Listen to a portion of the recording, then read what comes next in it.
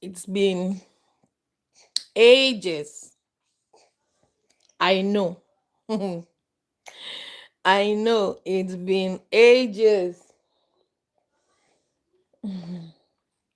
Hey, February, happy new month. I was just sitting here trying to edit a video, and then my baby got hungry. I gave him breast milk, it was not enough. So I said, okay, let me give him bottle. Let me add bottle to it. And I'm like, you know what? Let me just turn on here rather than browsing through Instagram and seeing things that annoys the spirit. Let me come and say hello to my favorite people on the internet. My favorite people. It's been a long, long minute. I'm so sorry about that. Your sister has been in a roller coaster life. But as you can see, this is one of the reasons also why I have not been very active like I wanted to. I pushed myself to come back, but my hormones were like, nah.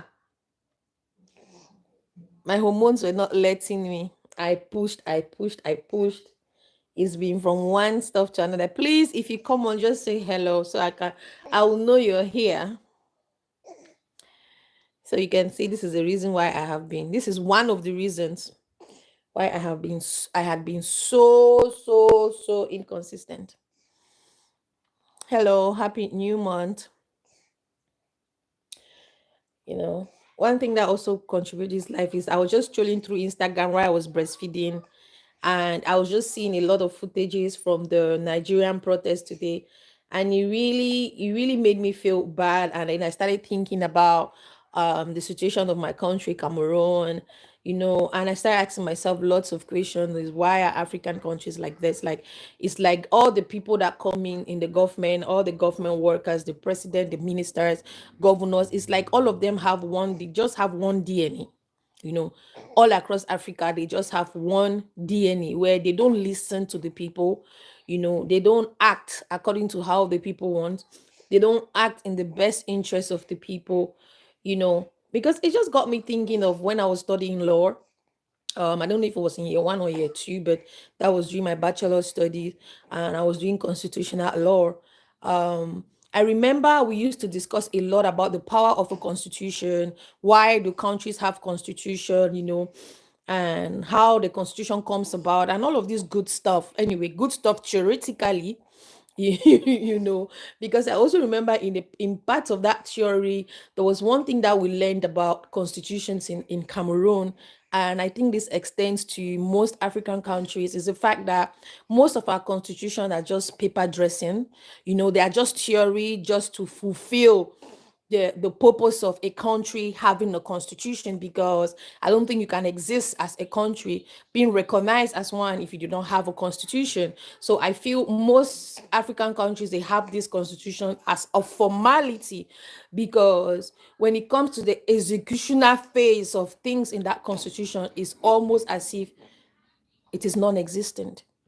Because I don't understand why, for example, a constitution will say it's it's your right as a citizen, to have a peaceful protest when you are not happy about the state of your country, you know. And people will follow all the constitutional procedure to engage in a peaceful protest. You will always you will always find the government refusing to grant them that. And if they do say, okay, you are permitted, you have granted you the permission to go on with your peaceful protest, on the day of the protest, you will still find the same government positioning their military with heavy duty weapons against peaceful protesters. This reminds me so much of 2016, 2017 in Cameroon, when the Anglophone crisis started, how peaceful that protest was. But at the end of the day, the the effect of that process on peaceful protesters is something I don't think I will forget anytime soon. It's a story I will live to tell my son. For example, my 7-year-old son doesn't want to go home, doesn't want to visit Cameroon, because he came across a video and asked me. I explained a little bit. He doesn't, because he feels that in Cameroon, where we come from, they shoot people anyhow. He says, Mama, I don't want to be shot. And sometimes be like, would they not shoot grandma? Do we have to get grandma here? If you tell him, do you want us to go for holidays in Cameroon? He says no. Natty doesn't want to go to Cameroon because he's afraid that he will be shot. Even when I make him to understand that it's not like every day is like that, that some days he's like, no, no, I do not want to go. But he has been there twice, when he was still a baby, 2 years like that, you know. And I remember the last incident, my last visit to Cameroon was so traumatizing because of the violence along the road from my hometown to another city. And I was in that car with my son Nathan, And I remember I've never prayed that hard in my life, until recently for my mom's case. Because all I was doing is like, Lord, anything can happen to me, but not my child. I remember removing stuff and putting under Nathan's car seat, putting contact numbers. Like if something happens to me, at least when you lift up the baby from the car seat or something, you're going to see his passport, you're going to see number to contact and stuff like that. Because it was that bad, it was that scary. I'd never ever been in a situation where you have gunshots like that in my life. So looking at the situation in Nigeria today just reminded me of that incident in Cameroon. Just reminded me of 2016, 2017. Right up to this point where I speak to you, English Cameroon will never be the same again.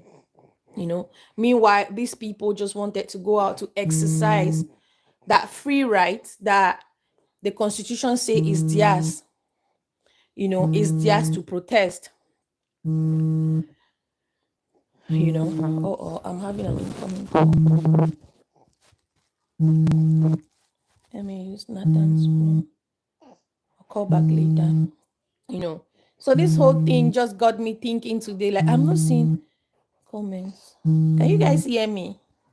Let it not be that I'm talking alone. No. This thing that has been so long that I came on YouTube live. I don't know. I cannot see comments. I cannot see anything. Community moderation. What does that mean? Chat filter. I don't understand. Okay, I see one like it means somebody is watching. I don't know. I don't see comments. I don't know why. Let me check on my computer if I can see. Motherhood and multitasking. That's baby Ian. Baby Ian is 3 months old, I think. Or a few days to 3 months old, or exactly 3 months old.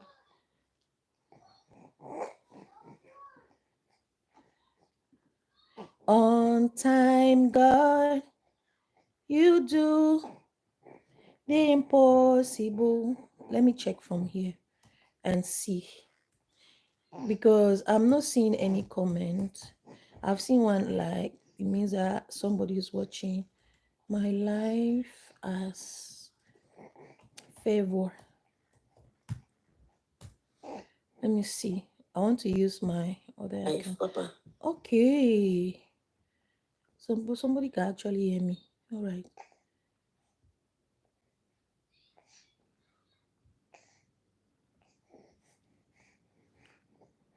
Okay. Oh, hi, Nancy. I can see the comments from my computer, but I cannot see from my laptop. I cannot see from my phone.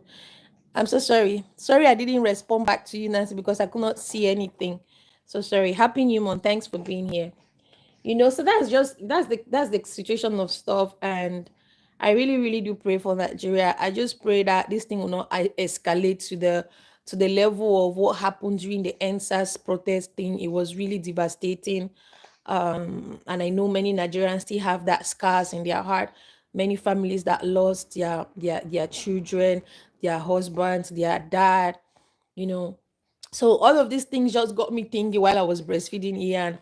Like, why are African countries like this? Why are African presidents like this? Why is the government like this? Because for what I know is a good majority of protesters just want to come out with their voices and their placards to say we are tired, to say we are hungry, to say we need better, to say we think we deserve better.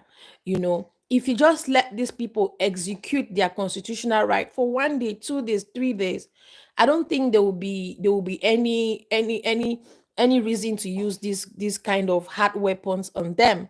you know I also believe that as much as we, a good chunk of citizens in Africa or in countries in Africa, want the best for their government, there are also a few people littered around that are corrupted as well, just like the government, because what they are thinking about is their belly. So when the government comes and give you guys 10,000, 5,000, that, what, I want you to get into the masses and disrupt the protest, you take it. Because there are a lot of people whose mindset is limited today, and there are also a lot of people who are not educated, like the street boys. They don't care. All what they care about is what they are smoking at this moment and what they are drinking at this moment. So you always have those people, that these corrupt leaders who want to pay to get them to infiltrate into the peaceful protesters and cause havoc.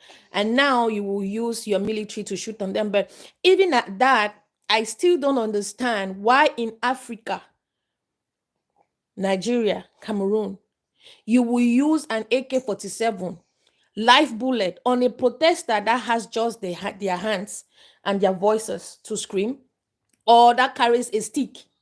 What's the what's the danger that someone with a stick can possibly pose on someone with a weapon? I have never understood that, because I know if I remember my human rights courses very well, it's been long I went to school.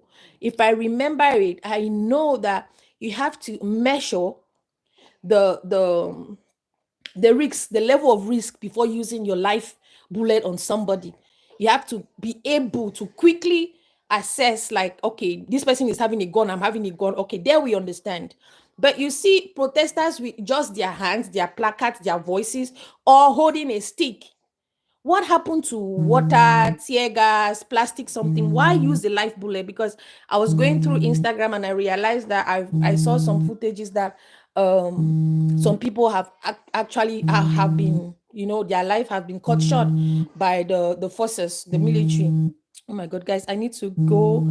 I'm having a call from my mom, and my mom's caretaker. My mom is not really in a good place for a few months now. She's been very sick. I'll come back later, you guys. See you later. Okay. Let me quickly check what's wrong with her.